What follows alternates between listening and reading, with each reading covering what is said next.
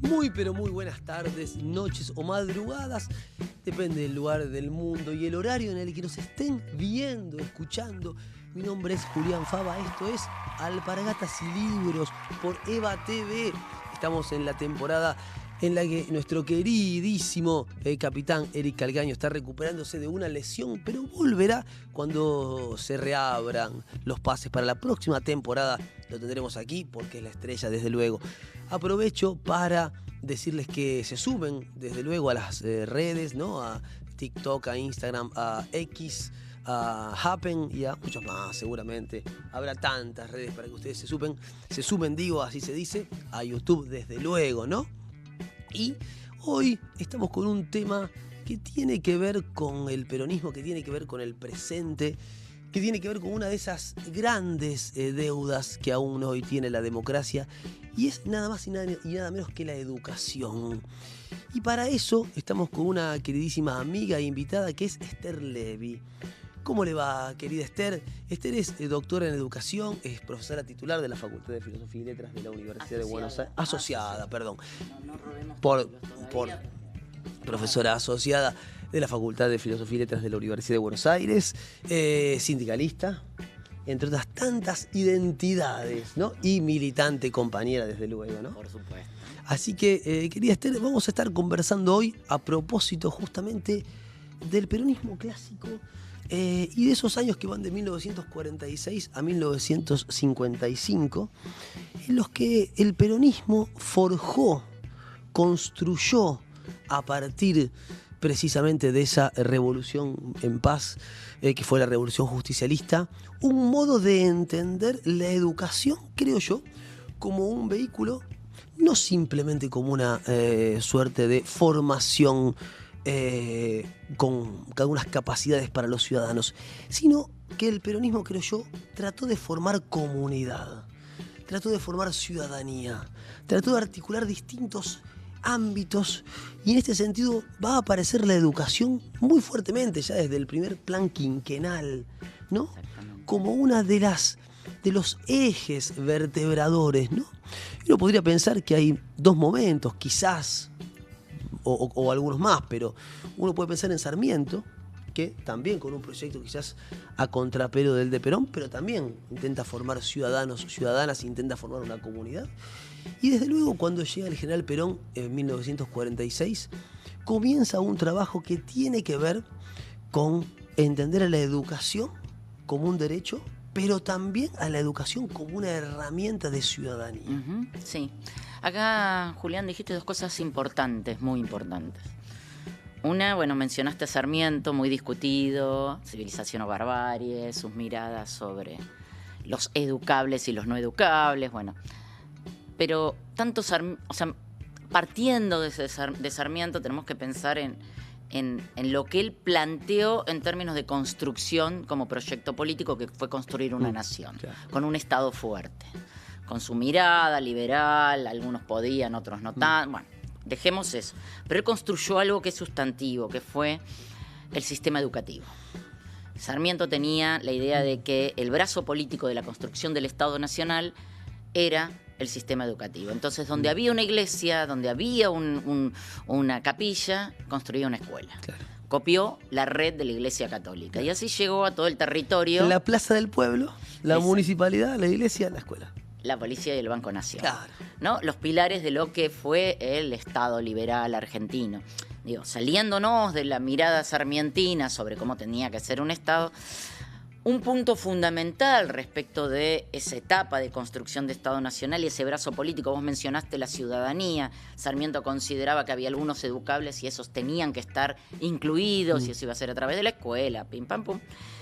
El general Perón no es que retoma Sarmiento, pero sí retoma la idea de un Estado fuerte, un Estado presente, ¿no? Muy distinto a lo que nos están diciendo ahora que debiera dejar de existir. Exacto. Que el topo, que la mar en coche. ¿Y por qué planteo esto? Porque el general Perón, igual quiero decirlo, el peronismo fue lo mejor que nos pasó. Yo, si quieren, se los disputo. Pero fue lo mejor que nos pasó, no solo por la felicidad del pueblo, sino por una marca identitaria que tiene que ver con las intervenciones estatales en materia de formación de trabajadores, en materia de educación. Un Estado fuerte, planificador, un Estado que intervino y direccionó la formación vinculada al proyecto nacional, Claro. ¿no? Al proyecto de desarrollo nacional, con todos incluidos. Y cuando digo con todos incluidos, hablo de aquellos que no estaban representados hasta el momento que el general Perón estaba como ministro de Trabajo y Previsión Así Social, es, ¿no? entre el 43 y el 46. Exacto. Entonces, me parece que es muy importante entender al peronismo, cuando hablamos de educación, entenderlo como un punto de inflexión en materia de intervención y planificación estatal. Pero con un nuevo sujeto político, y ese sujeto político, lo que nos está diciendo Esther Levy, son los trabajadores. Exactamente, ahí hay algo muy interesante. Cuando pensamos a la educación en clave peronista, en clave del peronismo clásico, como dijiste vos, para mí el verdadero peronismo, que por supuesto se dio una etapa específica, en un momento histórico muy particular, ¿no? Pero ¿qué tenemos que hacer con eso, no? Tomar enseñanzas para el presente y para el futuro.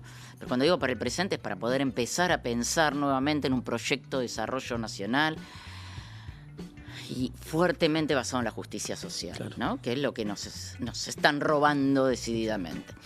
Pero cuando uno, vuelvo a lo que decía recién, cuando uno piensa en la educación durante el primer peronismo, tiene que pensar como quiera, ¿no? Pero hay dos cosas que no podemos evadir, y una es la educación como derecho, Claro. ¿no? Como derecho social, y otra es la educación como herramienta de formación para el trabajo, de formación de trabajadores en el marco de un proyecto de sustitución de importaciones Claro. y de incipiente industrialización, Exacto. con un horizonte de una patria justa, libre, soberana, de independencia económica, soberanía política y justicia social. Pero ¿qué pasa? No, o sea, el general Perón y el peronismo no lo pensó por fuera al proyecto educativo, no lo pensó por fuera del proyecto nacional. Claro. Vos hablaste del plan quinquenal. Exacto.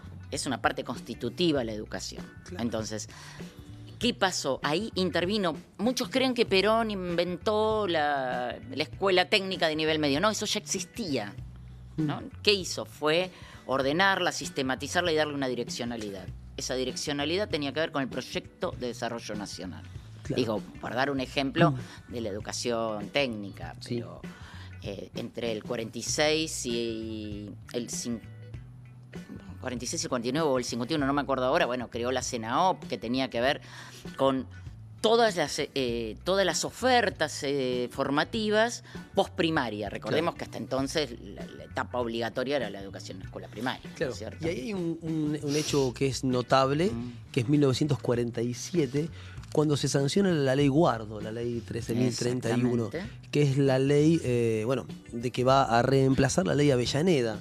La ley Avellaneda era la ley que regía el sistema universitario nacional, ¿no? Sancionada en 1885, la ley Avellaneda, y esa ley Guardo viene de algún modo a completar aquella gesta iniciada en 1918 por los reformistas, ¿no? Y es una ley bastante criticada por, sobre todo, quienes venían de la tradición reformista.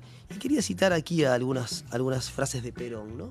Porque esa ley es una ley fundamental, porque tiene que ver precisamente esa ley, la ley 13.031, la ley Guardo, tiene que ver con poner a la universidad en función, como bien decía Esther, de un modelo de país.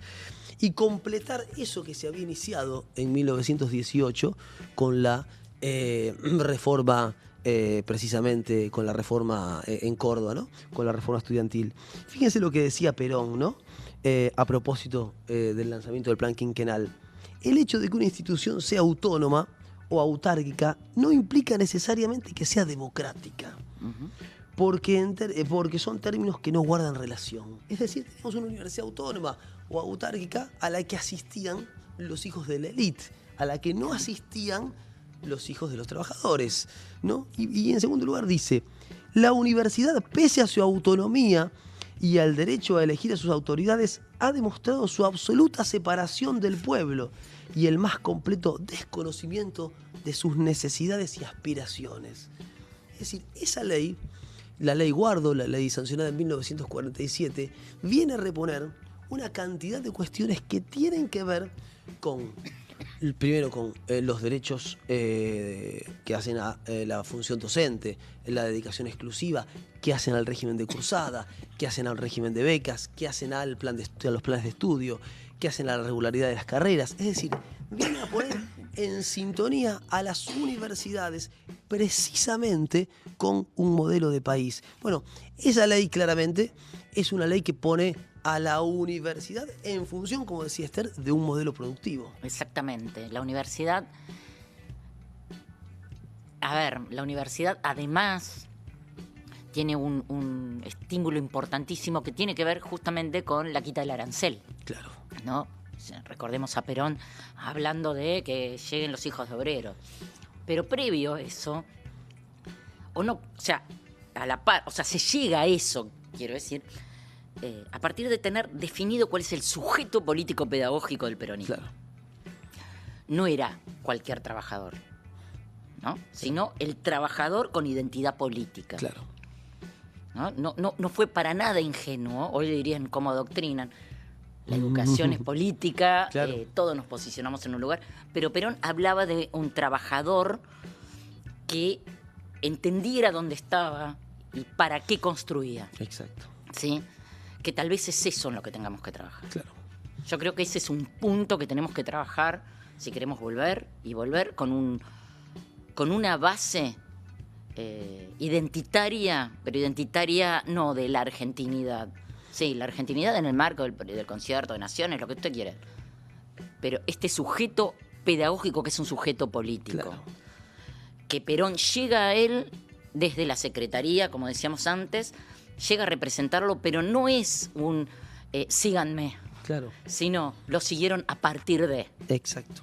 No es un sujeto aislado, individualista, egoísta, meritocrático, sino todo lo contrario. Exactamente. Podemos estudiar porque hay un Estado que posibilita y genera ciertas condiciones para que haya un saber socialmente relevante en una determinada comunidad. Y que los sujetos se apropien, los sujetos, en este caso el sujeto pedagógico peronista, que efectivamente era el trabajador. O sea, el pibe iba a la escuela y demás, pero Perón planteó la formación del trabajador, que no era el trabajador pobre nada más, no era el obrero nada más. El obrero estaba incluido en este proyecto. Claro. Pero había que generar un proyecto de industrialización a partir de la sustitución de importaciones que necesitaba a todos. Exacto. ¿No es cierto? Entonces, el debate que generó la Universidad Obrera Nacional, ¿no? El saber pensar y el saber hacer. Bueno, no. Acá había algo muy interesante, y que no es misticismo, sino que es política, y es pensar en ese sujeto que está comprometido con el proyecto nacional, en ese trabajador peronista, claro. En ese trabajador que conoce sus derechos, ese trabajador que sabe qué modelo productivo es, claro. ¿No? No es un discurso de hagamos todos nuestros, no, sabemos, vivimos en el capitalismo, pero un capitalismo distinto. Claro. Claramente, estamos a mediados del siglo pasado y veníamos con una construcción de lo que algunos no consideran que pasó en la Argentina, que dicen que era un estado de bienestar a la criolla, otros decían que era un híbrido. Fue lo más parecido al estado de bienestar el primer peronismo. Entonces, frente a eso, fue una invención propia, el peronismo es una invención propia. Me encanta que digan que esa es la criolla. Claro. No me sirve el estado de bienestar de los Países Bajos. A mí me sirve el estado de bienestar anclado en un proyecto político. Y a lo que vos decías, Esther, ¿no? El 22 de noviembre de 1949, un decreto del general Perón quita los aranceles a las universidades públicas. Hasta ese momento, las universidades públicas estaban aranceladas. Es decir, no siempre las universidades públicas no estuvieron aranceladas. Eso se lo debemos al peronismo. Eso hizo que se triplicara la matrícula de las universidades. Es decir, a partir de allí aparece una discusión en torno a la masividad frente a la calidad, ¿no? Exacto. Universidades masivas, efectivamente, para que puedan ingresar los hijos de los trabajadores, para que también puedan ingresar los trabajadores. Y que esta sigue siendo una deuda, ¿no? De nosotros los herederos. Yo me considero heredera de la mejor etapa de la historia. Pero bueno, digamos, sigue siendo una deuda que durante la década ganada, a mí no me gusta decir la década ganada, sino la década kirchnerista, pongámosle el nombre real, se avanzó en eso, ¿no? Que los hijos de los trabajadores, primera generación de secundarios, la mayoría, pudieran entrar a las universidades. Esto que hicieron Néstor y Cristina respecto de las universidades del Bicentenario y que haya tantas universidades y que cada provincia tenga la suya, va en esa línea. Claro. Tenemos que seguir avanzando en esa dirección. Por eso digo, las enseñanzas del primer peronismo, que las recogimos, los que crecimos sabiendo que hubo 10 años gloriosos en la Argentina, claro, tuvimos 12 años gloriosos. Tenemos que seguir pensando cómo retomar, porque 12 años en la historia de un país no es nada. Y mencionabas algo, Esther, a propósito de la articulación entre el mundo educativo, entre el mundo universitario, entre la formación y el mundo del trabajo, que tiene allí un nombre y es la Universidad Obrera Nacional, la UOM, ¿no? Cuya ley es, creo, si no me falla la memoria, de 1954. Y quizás me esté equivocando, pero o quizás sea un poquito antes, pero esa universidad, la Universidad Obrera Nacional, la UOM, será la que luego lleve el nombre de Universidad Tecnológica Nacional, ¿no? Claro, después de la fusiladora, que le cambiará el nombre a tantas conquistas del peronismo, pero es clave, porque estaba orientada. La intención era desperonizar el escenario, o sea, claro. Frondizi está identificado claramente, ¿no? Fue quien crea la UTN, pero en clave de desperonizar el escenario. Bueno, no le sale bien a la gente que quiere desperonizar porque, bueno, acá estamos. A mí me parece muy interesante también entender que el peronismo no solamente pensó en la formación y la identidad política del trabajador dentro del sistema educativo. Claro. Pero Perón no solo lo pensó dentro del sistema educativo, lo pensó afuera. Pensaba en las unidades básicas, formando a los trabajadores. La Fundación Eva Perón, claro, que hizo mucho trabajo de formación, sí, ¿no? Organizar a los compañeros y compañeras para ir a un acto peronista, ¿no? O sea, pues si no queda como que los que estaban adentro, no todos ya estaban, o sea, muchos habían salido ya del sistema incluso. Exacto. Pero eran trabajadores que estaban contenidos en este proyecto nacional. Y eso me parece importante, porque a mí me gusta pensar al obrero como un sujeto político que articula los aspectos, la formación, quiero decir, ¿no? Los aspectos pedagógicos y laborales. Exacto. Es un sujeto político que articula estas cosas. Claro. Cuando hablamos de pedagogía, estamos hablando de un proyecto y una direccionalidad. Claro. ¿No? Entonces, exacto. ¿Qué nos trae esta idea de una intervención fuerte del Estado Nacional? Es la direccionalidad política, pero además es la inversión. Claro. ¿Sí? La política no se hace sin dinero. Así es militancia, es voluntarismo, todo eso lo necesitas muy lindo. Fíjate, Esther, algunos puntos de la UOM, de la Universidad Obrera Nacional, ¿no? Su organización federal, ¿no? En facultades obreras regionales, ¿no? Exacto. Como después va a ser la UTN, ¿no? Las regionales, exactamente. ¿no? Ubicadas en distintas partes del país. ¿Esto con qué tenía que ver? Con una Argentina, como bien decía Esther, que se estaba reindustrializando y tenían distintos lugares del país, ¿no? Enclaves industriales. Entonces, allí tenía que haber precisamente una universidad obrera destinada precisamente a formar técnicos, a formar ingenieros, ¿no? Contaba con la participación plena y jerarquizada del movimiento obrero organizado. Sí, para vos, Adorni. ¿No? El requisito para ser rector y decano en cada facultad obrera regional era ser obrero egresado de la escuela sindical de la CGT, sin importar si tenían titulación universitaria, lo que sí era necesario, bueno, para ser vicerrector u otras cosas. Es decir, se tomaba en cuenta. Es lo que generó eso, ¿no? Claro. Es decir, se valoraba, ¿cómo se dice esto? Méritos equivalentes, ¿cómo se dice? Se valoraba el saber hacer. Un tipo que trabajaba en una fábrica, era tornero. Bueno, tenía un saber hacer. Un saber hacer y un saber pensar. Y un saber pensar, claro. Porque la élite siempre planteó que el obrero es el que sabe hacer y nosotros somos los que sabemos pensar. Yo me considero una peronista en la universidad, no una universitaria peronista. Bueno. Con lo cual creo que ambas cosas van de la mano. Aparte soy una pedagoga crítica, entonces no podría pensarlo por separado. A mí me parece que una de las cosas, volviendo al tema de las regionales de la Universidad Obrera y demás, también el peronismo desarrolló algunas cosas que no están muy difundidas. Por ejemplo, las misiones monotécnicas. Algo que no está muy trabajado, que estoy rastreando un poco. Hay un trabajo muy interesante en Luján, pero no hay mucho más, que eran misiones, se llamaban misiones porque acompañaban al trabajador rural, Claro. ¿no? Entonces, todos sabemos que el hijo del trabajador rural es golondrina como el padre. Claro. Entonces, bueno, era una forma de acompañarlos y asentarse a los 3 meses, 4 meses, cosecha, no sé, o de lo que se hiciera, y formarlo, por eso era monotécnica, en una rama, ¿no? Claro. Eso es muy interesante porque es el antecedente a los centros de formación profesional. Ah, mirá vos. Algunas misiones monotécnicas quedaron Claro. y a partir de eso se transformaron en centros de formación profesional. Después otra cosa muy interesante y muy bien pensada, por eso hablo de una estrategia política, plan quinquenal, creo Claro. que no tengo que explicarlo, ¿no? Que por ejemplo eran los chicos que iban a la escuela fábrica, Claro. ¿no? Vos le sacabas al pibe de la familia que estaba trabajando, entonces le entraba un dinero. ¿Qué hacían en la escuela fábrica? Tenían comida, donde dormir, pim pam pum, pero a la familia se les daba un estipendio porque era la mano de obra que se les había quitado para que el pibe pueda formarse. Claro. No son parches, No, es claro. una mirada política integral. Y además, reconocimiento de los únicos privilegiados, ¿no? Exactamente, exactamente. Y además, acá hay algo muy importante. Esto que es la restitución de derechos. O sea, no te doy un derecho, vos tenés derecho. Eso está muy bueno. Entonces vos sos titular de tu derecho, Claro. pero ya no alcanza con que te lo enuncie. Claro, Hay cosas vivenciales. claro. Entonces, es un laburo cultural que vamos a tener que darnos, porque hay que desandamiar esto de que el derecho es un gasto. Sí, que la educación superior es un lujo. Y que todo tiene que ser rentable. Exacto. O sea, no tiene que ser rentable el ejercicio del derecho. Más allá del andamiaje legal, nacional e internacional al que se está atropellando.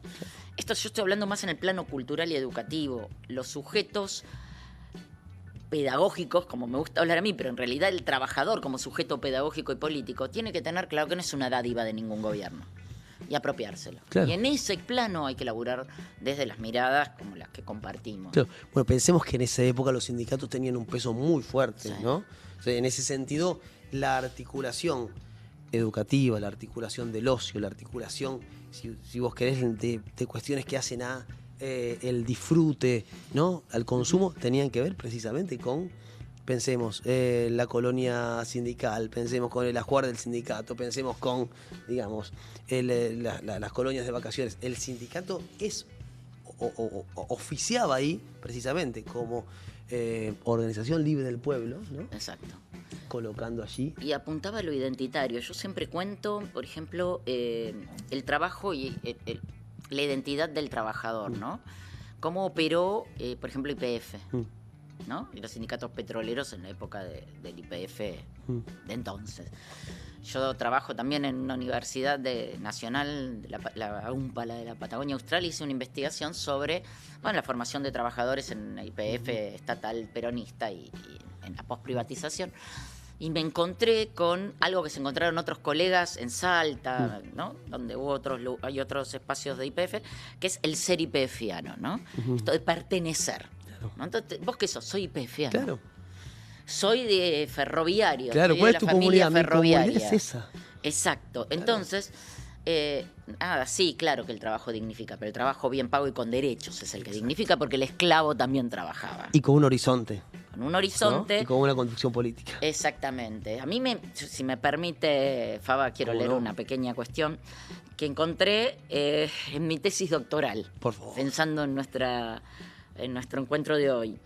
Pues yo trabajo el tema de formación de trabajadores a partir de, el avance del neoliberalismo y las políticas de transferencia condicionada de ingresos, ¿no? Y esto de contraprestar con el derecho a la educación es algo que me preocupa. Y una de las cosas que había escrito en su momento, citando a Lidia Rodríguez, que es una de las personas que más sabe sobre educación de adultos y formación y demás, dice algo así como: la política educativa peronista destinada a la franja poblacional más expuesta al abandono escolar estuvo lejos de plantearse como compensatoria de la educación.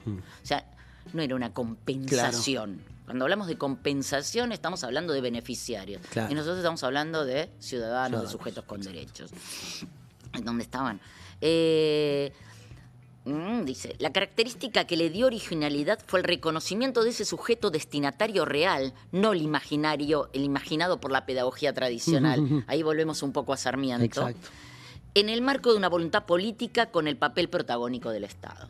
Esta es una cita de 2003, ¿no? Que que escribió Lidia Rodríguez en uno de los libros de una saga re interesante de libros de historia de la educación, Brillante. dirigida por Adriana Puigros. Brillante. Y si me permitís, querida Esther, te agradezco muchísimo por estar aquí. Encantadísima. Aquí en Alpargatas y Libros, el programa que hacemos habitualmente con Eric Calcaño, a quien le mando un gran abrazo. Pronto estará de regreso en Eva TV. Cumplimos un año hoy, cumpleaños de Eva TV. Quería terminar con algo. Eva Perón dijo alguna vez, Evita, el amor alarga la mirada de la inteligencia, ¿no? Y quería, si tenemos una imagen, ¿no? Fíjense, eso es la ciudad infantil. Esa es la portada de difusión de la ciudad infantil, ¿no? Esto lo hemos trabajado mucho con nuestro querido amigo Daniel Santoro. Santoro, sí. En el libro que hicimos, ¿no? En Peronismo entre la severidad y la misericordia. ¿Y qué era la ciudad infantil? La ciudad infantil estaba emplazada en el barrio de Belgrano, Núñez, en la ciudad autónoma de Buenos Aires. Y allí asistían los chicos y las chicas más pobres de la Argentina, ¿no? Y allí esos chicos y esas chicas más pobres vivían en unas casitas en una escala 1 en 2, ¿no? Dormían en chalecitos con piso de roble de Labonia, cortinas de gual suizo, andaban en unos autitos eléctricos que eran los mismos con los que usaban los hijos de Rockefeller, que la Fundación Eva Perón los había mandado a comprar a Estados Unidos, ¿no? Allí aprendían a hacer trámites bancarios, es decir, se convertían en pequeños burgueses. ¿Y qué es lo que decía Evita? Y podemos volver a la imagen, ¿no? Para que nuestros hijos no tengan nada que envidiarles a los hijos de la oligarquía. Es decir, la educación como una suerte de redistribución destinal, ¿no? Porque si estamos curados de ese mal que azota y que nos asola, que es la envidia, que es el resentimiento desde la infancia, tendremos seguramente ciudadanos quizás un poco más felices y seguramente no van a votar a Milei. De eso estamos seguros, ¿no? ¿Y por qué esa imagen? Porque esa imagen es la contracara de las patas en la fuente. En las patas en la fuente, lo icónico, la imagen icónica del peronismo, ¿no? Están los trabajadores, ¿no? Metiendo las patas en la fuente, contaminando el agua prístina de la Plaza de Mayo. Y aquí están los niños bien, y las niñas bien peinaditos, ¿no? Bien acicaladitos con sus guardapolos blancos, metiendo las manos en una suerte de bautismo en el agua pura de ese milagro que se llama peronismo. Exacto.